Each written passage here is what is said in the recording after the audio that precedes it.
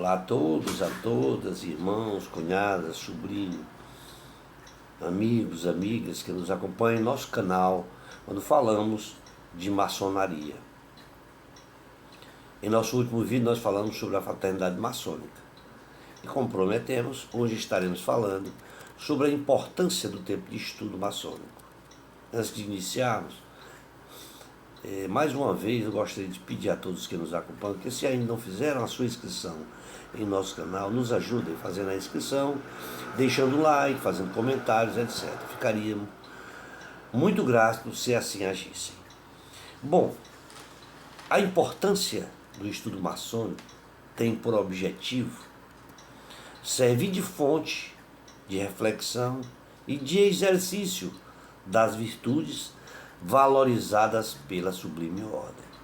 Procura ainda causar nos termos aplicados uma inquietação no restrito tema, em que esta inquietação provoque nos ouvintes e nos leitores o gosto pela especulação.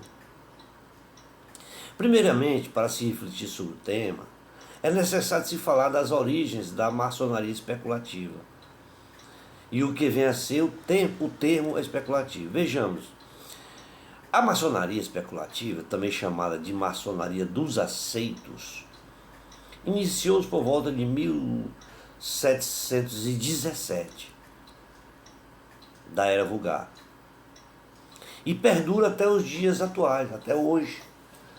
Os maçons que nos antecederam eram predominantemente operativos e dedicados à arte de construir, embora não negligenciassem nos conceitos de fraternidade e de guardar os segredos da arte real.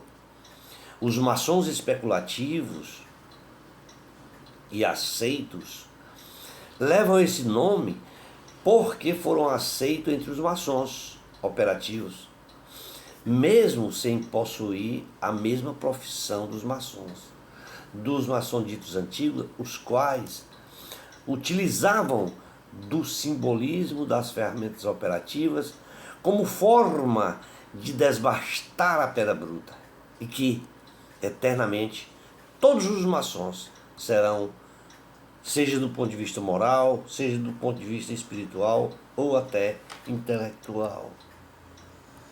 Outro termo utilizado vem designar o que é espetacular, para designar que os maçons modernos também são especulativos, ou seja, espetaculares. A definição de especulativo vem da faculdade de especular, faculdade de poder de efetuar uma ação física ou mental, da capacidade espetacular de estudar com atenção e minúcia sob o ponto de vista teórico, de meditar, de raciocinar, etc. De forma que ser maçom especulativo significa ser observador, aquele que percebe os princípios morais subjacentes aos símbolos e aplicá-los no desbaste da pedra bruta e na construção de relacionamentos humanos confiáveis, sinceros e leais.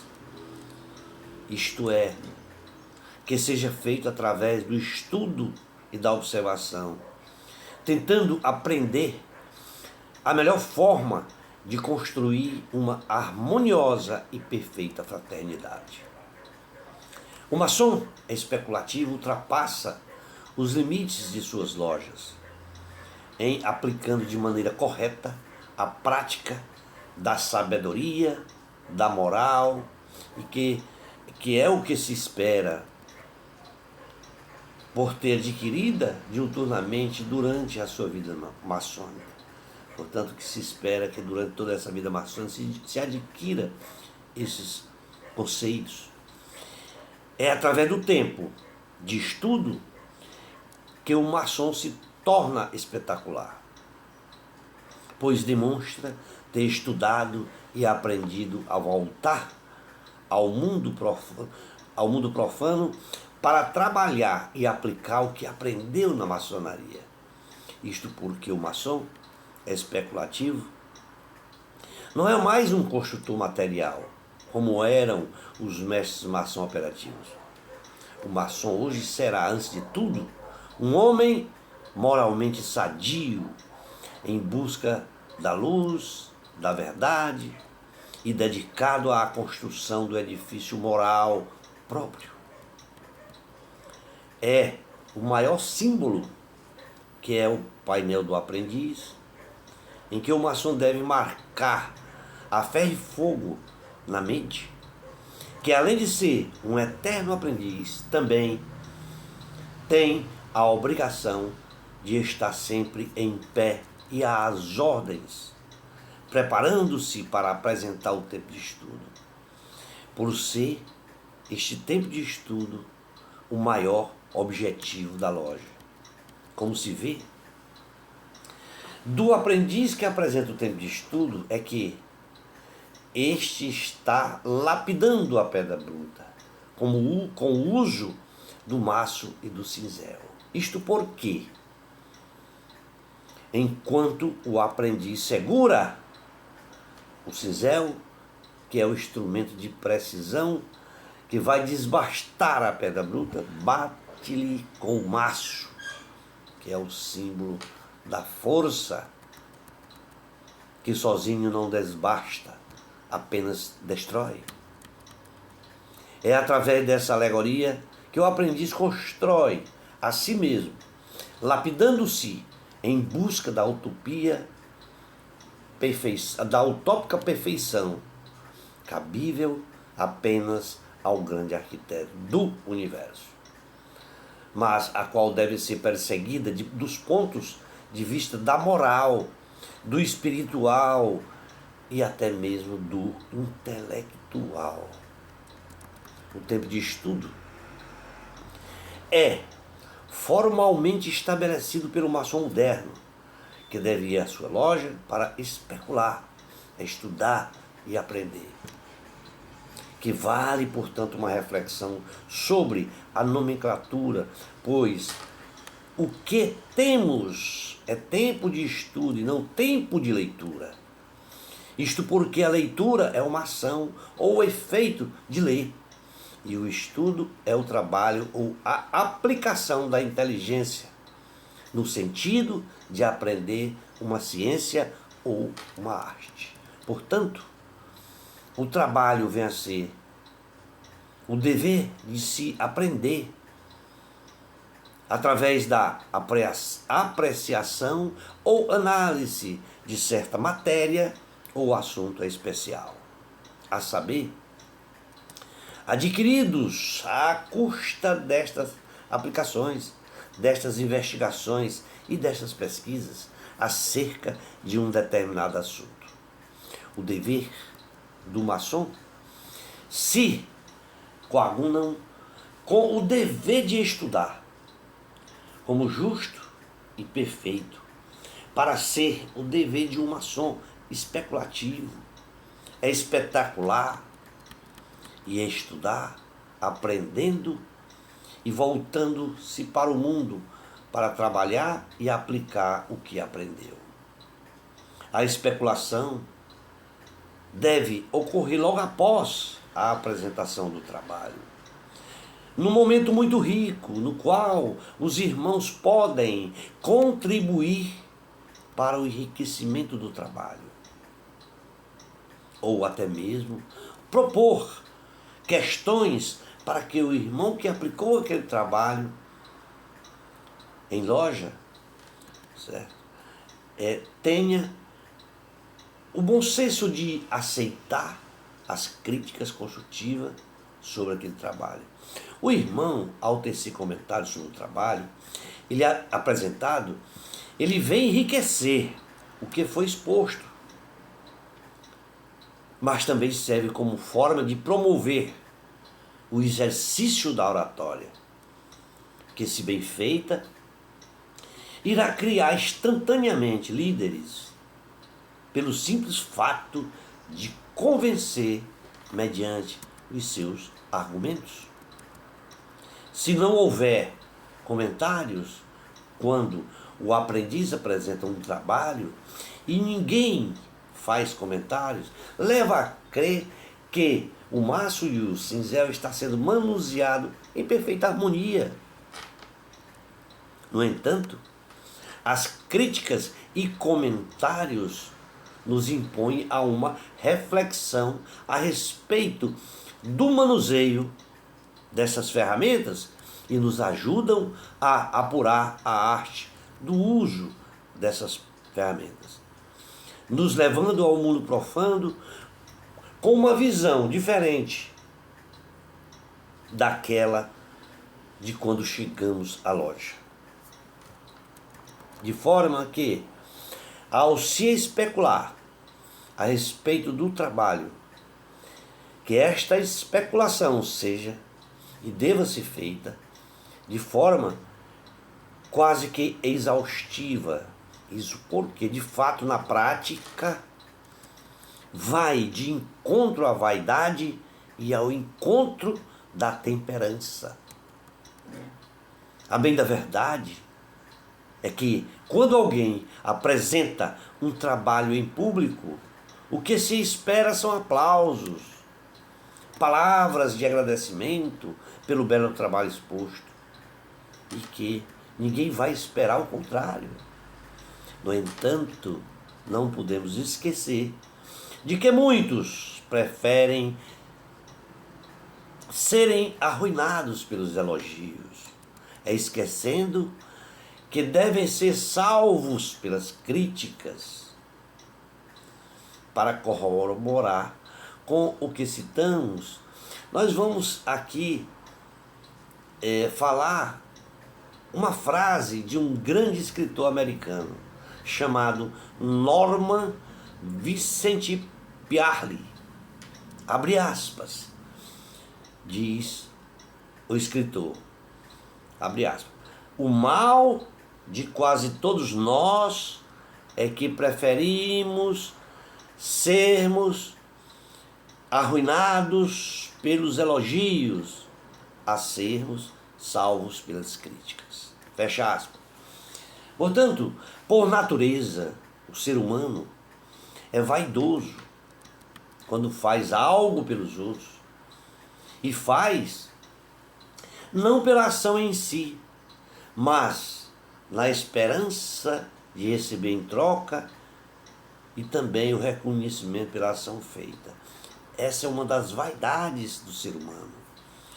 O que vemos nessa atitude é a vaidade, que, segundo o dicionário, vaidade é o desejo imoderado e infundado de merecer a admiração dos outros. É uma presunção mal fundada de si próprio, de mérito.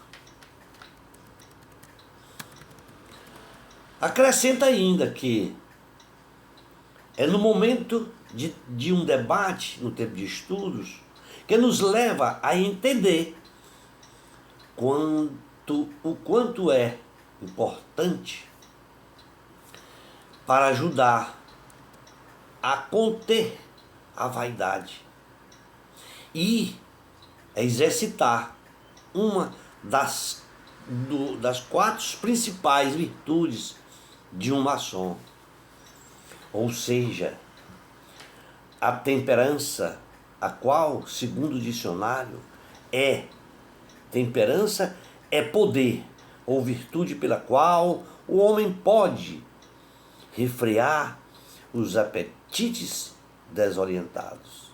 Portanto, além de manter o parcimônio, também deve-se manter a modéstia e a humildade.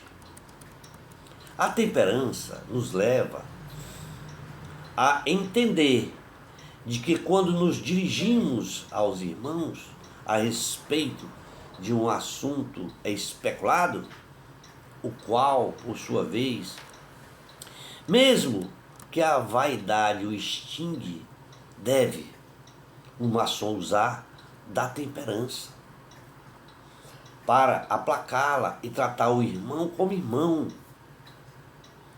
Em resumo, queremos dizer que o tempo de estudo é um momento único no qual o conhecimento trazido pode ser sim especulado e salutarmente debatido entre os irmãos. Isto deve ser feito como forma de lapidar a pedra bruta do ponto de vista intelectual, de conhecimento, de reflexão, além de que é através da moral que se combate o vício e se estimula as virtudes. Dito isso, podemos afirmar que faz valer a resposta feita pela indagação que sempre nos fazem. Abre aspas. O que fazem em vossa loja? Responde-se.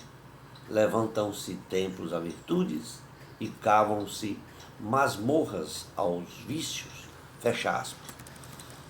Bom, para concluirmos, vamos citar uma frase do escritor francês Bernard Lee Bouvier de Fontenelle, abrindo aspas, diz o escritor: é verdade que não podemos encontrar a pedra filosofal, mas é bom que ela seja procurada. Procurando-a, encontraremos muitos segredos que não procurávamos. Fecha aspas.